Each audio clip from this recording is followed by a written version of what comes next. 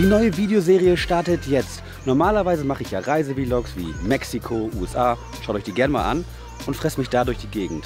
Aber diesmal habe ich mir gedacht, wieso hole ich euch nicht in meine Gegend? Also Berlin, und esse mich hier quer durch die Stadt.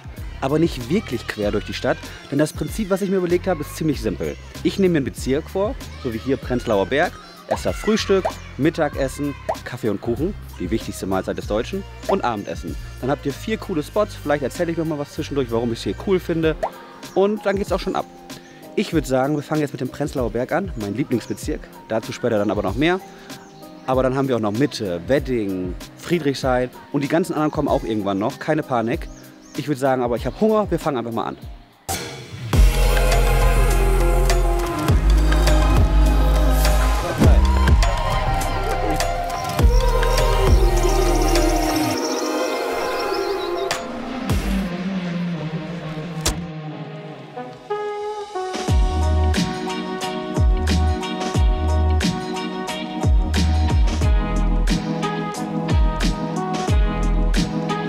Wir starten im Kollwitz-Kiez, benannt nach Käthe Kollwitz, die hier gelebt hat. Eine der ersten großen Protagonistinnen der Frauenbewegung und auch die erste Frau im preußischen Parlament damals. Aber wir sind nicht hier für Geschichte oder diese wundervoll schöne Architektur. Also wirklich schön hier. Hier war ebenfalls früher mal ein jüdisches Viertel und deswegen ist es alles sehr schön, sehr edel hier. Man hat ja auch einen jüdischen Friedhof und Co. Aber wirklich jetzt genug, denn wir wollen zu 44 Brackies. Und ich bin ehrlich, eigentlich wollte ich langsam anfangen und mich kontinuierlich steigern, damit ihr am Ende des Videos den größten Hype kriegt. Aber ganz ehrlich, 44 Brackies ist das beste Essen in Berlin. Mit Abstand. Wir gehen rein.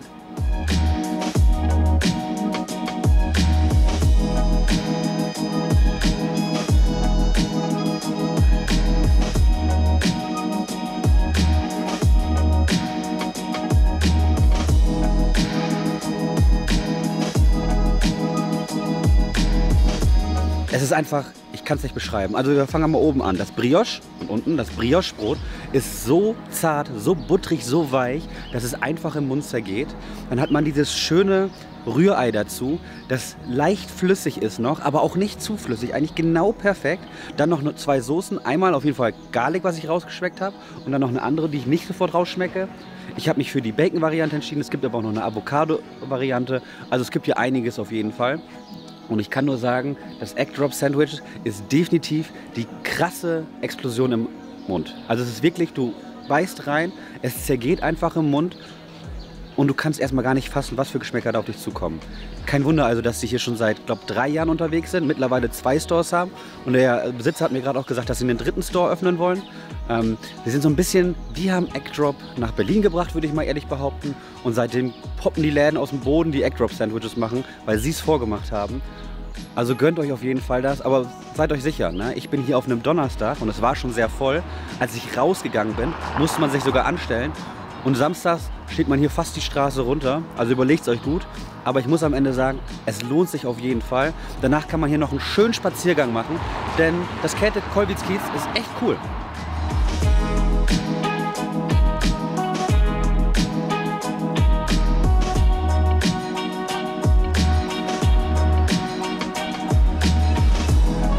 Alright Leute, ich bin gehypt.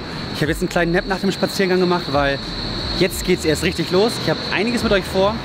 Ich habe euch ja vorher schon gesagt, dieses Video ist was Besonderes, nicht nur, weil es unser erstes Food Review ist, sondern weil Prenzlauer Berg mittlerweile meine Lieblingsecke für Essen ist. Hier gibt es so viele verschiedene Sachen, dass ich einfach richtig gehypt bin.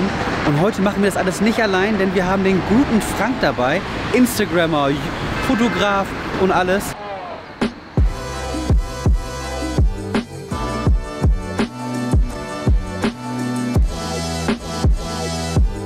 Der hat gesagt, er hat richtig Bock, mit uns mal was essen zu gehen. Deswegen habe ich mir versucht, was Gutes rauszusuchen. Wie gesagt, es ist echt nicht leicht, denn wenn man so eine riesige Auswahl hat, dann ist es auch mal schwierig, was Gutes zu finden, weil man ja wirklich was Besonderes haben will. Ich hoffe aber, der erste Foodstop, also unser Mittagessen, lohnt sich, denn das ist was richtig Schönes, Koreanisches.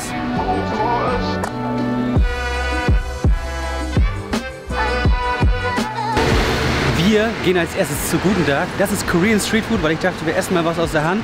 Aber ich habe hier schon mal wen abgefangen, der hier auf uns wartet. Das ist der gute... Hallo, Ibims, ein Frank. Krasser Fototyp, macht Fotos auf Instagram, kann Videos, alles. Frank, worauf freust du dich am meisten? Streetfood hier, Maria Bonita, mexikanisch oder irgend noch ein Snack zwischendurch? Oder Bier? Bier und diesen Duck. Ich sehe es immer nur und finde es irgendwie sieht gut aus. Hunger. Testen wir doch mal jetzt.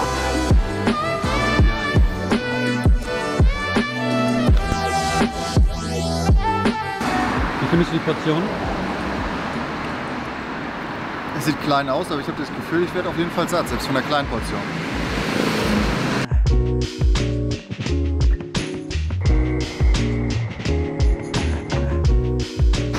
So, das Ganze hat jetzt hier 9,50 € gekostet ohne Knochen. Es gibt die auch mit Knochen.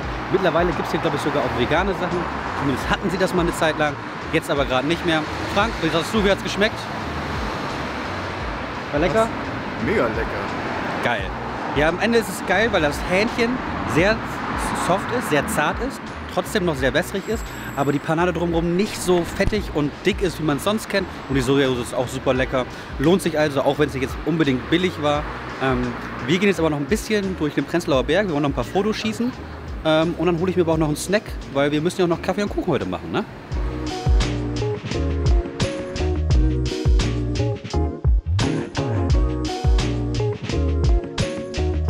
Die sich spontan entschieden haben, reinzugehen, war natürlich noch Platz frei, zack, bumm. Hätte sich gar nicht vor irgendwie eine halbe Stunde anstehen müssen. Genau, und er redet hier über Wensheng. Die haben die krassesten selbstgemachten Nudeln, also handgezogene selbst.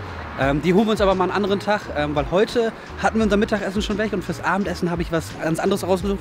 Ihr habt ja schon vorhin gehört, Maria Bonita, für mich der traditionell geilste Mexikaner. Aber ich greife vorweg, denn wir wollen uns jetzt erstmal noch was zu trinken holen. Denn wenn man in Berlin unterwegs ist, dann braucht man erstmal Späti, ein bisschen Bierchen trinken dabei, ein paar Fotos machen. Himmlisch.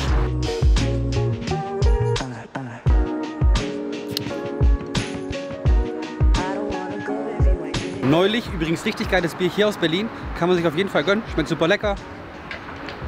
Ich hatte auch schon mal überlegt, für eine andere Videoserie die coolsten Spätis mit ihm hier zu testen. Ich glaube, wir könnten einige coole finden. Ich kenne zum Beispiel einen mit einer Kegelbahn, aber schreibt doch ruhig mal in die Kommentare, ob ihr das auch sehen wollt. Das könnte ich irgendwann mal auch mal angehen, das Ding. Jetzt geht es aber weiter mit Essen und so.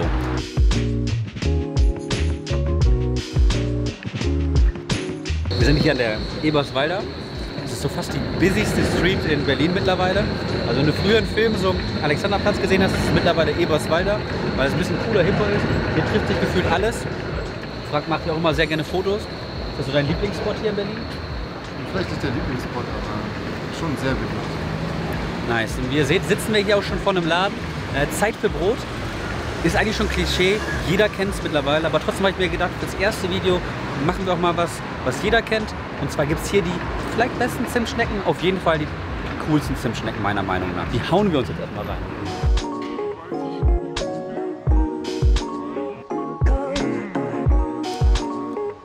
Für 3,80 € auf jeden Fall nicht zu teuer. Wir haben jede Menge verschiedene Versionen von Zimtschnecken. Ich habe mich aber für die traditionelle entschieden. Ich finde sie richtig geil, weil sie schön fluffig innen drin ist, aber durch diese Zucker-Zimt-Kruste außen richtig schön fast schon wässrig ist, beziehungsweise schön feucht wird. Dadurch ist es auf jeden Fall kein zu staubiges Erlebnis hier. Was man bei einigen Zimtschnecken hat, ist es dann halt zu sehr nach Teig schmeckt und gar nicht mehr nach was Süßem. Das sieht hier schon eher aus wie ein Franzbrötchen, hat Frank gesagt, da gibt es noch recht. Hat auf jeden Fall so eine Ähnlichkeit mit einem Franzbrötchen, schmeckt auch in die Richtung so. Der Laden selbst, ihr seht es, ne, sehr rustikal eingerichtet, wie viele Läden hier mittlerweile. Ich glaube, Zeit für Brot ist aber so ein bisschen Trendsetter dafür gewesen. Und normalerweise ist hier eine super lange Schlange, aber heute ging es super easy rein. Ich gönne mir jetzt auf jeden Fall die Zimtschnecke, richtig nice.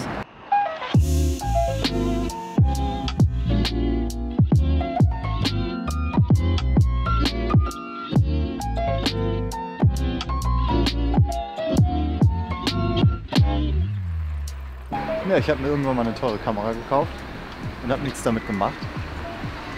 Und dann habe ich angefangen, einfach auf dem Heimweg eine Station auszulassen und bin halt früher aus der Bahn ausgestiegen und habe angefangen, Fotos zu machen. Und dann wurde es irgendwann mehr Stationen, die ich früher ausgestiegen bin, und irgendwann hat so viel Spaß gemacht, dass ich einfach so raus bin und Bilder in der Stadt gemacht habe.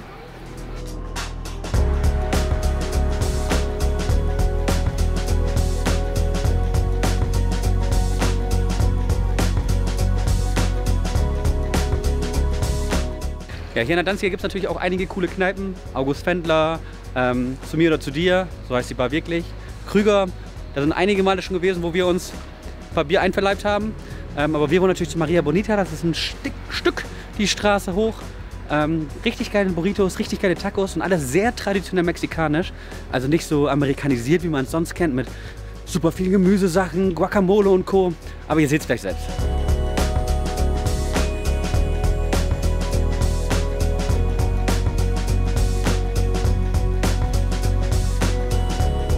Ich habe mir die Quesadillas geholt. Frank hat sich den Burrito geholt, der Guacamole dabei hat. Die Quesadillas haben richtig viel Käse. Der Schweinebauch, man merkt richtig raus, dass er richtig schön gegrillt wird. Hat eine leicht rauchige Note. Und selbst die Quesadillas draußen sind in Fett gebadet. Dadurch haben sie eine schöne Kruste, aber fühlen sich auch trotzdem sehr fluffig an. Wie eben gesagt, sehr traditionell. Preislich für 10 Euro, auf jeden Fall machbar. Wir sind satt, aber wir hatten heute auch schon einiges zu essen und noch ein Margarita dazu, noch eine Weinschorle und noch ein Bier. Deswegen bin ich auch voll und kämpfe gerade richtig. Dazu auch noch Pico de Gallo. Ja, ich kämpfe auf jeden Fall. Deswegen würde ich Preis-Leistungs-Verhältnis sagen, ist okay.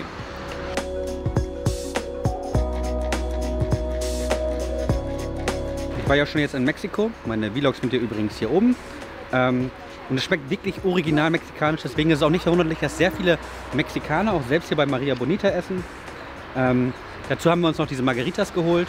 Und ich muss echt sagen, die sind sehr hart. Also die hauen richtig rein. Ich empfehle euch nicht zu viele davon zu trinken, weil dann kommt ihr nicht mehr nach Hause. Aber ansonsten, Essen super lecker. Und das war es auch schon aus dem Prenzlauer Berg. Wir haben unsere Prenzlauer Berg-Tour geschafft. Was war dein Highlight? Tatsächlich guten Duck. Guten Duck. So, ja. Super lecker. Das koreanische Chicken war super lecker, aber ansonsten Prenzlauer Berg hat noch sehr viel mehr zu bieten. Und wenn wir noch mehr Seasons von dieser Food-Serie machen, dann habe ich auf jeden Fall Prenzlauer Berg schon ausgeloggt. Da gibt es noch so viel zu sehen. Aber ansonsten, liked doch gerne mal das Video, subscribt und wenn ihr noch andere Videos sehen wollt, schaut doch hier mal nach. Ich hau jetzt rein, weil wir wollen noch ein bisschen mehr unseren Margarita trinken. Hau da rein.